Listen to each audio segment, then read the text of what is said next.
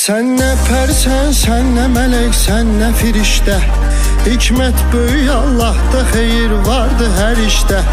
Allah sen rüyada qonaq etsə behişdə. Heç vaxtı deməzsən ki bu dünya nə ləzzətdir. Heç vaxtı deməzsən ki bu dünya nə ləzzətdir. İnsan oyan artıq, niyə qəflətdə yatırsan?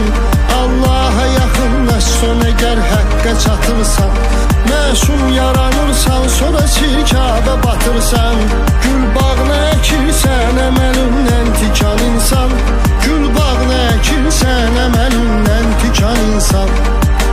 Vüsal Allah'adırsa arzuların fərqi nədir? Mənbəyi birdirsə qardaş, suların fərqi nədir?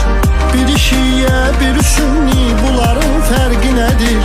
Bir olaq, qardaş olaq, bağlayaq mübahisəni. Yetimə zülm eləmə, yandırar Allah səni.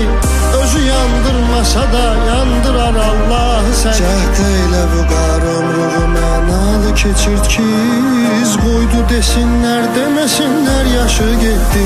Cəhd elə vüqar ömrünü mənalı keçir ki, iz qoydu desinlər, deməsinlər yaşı getdi. Bədbəxtdir o aşıq ki könül sildaşı getdi.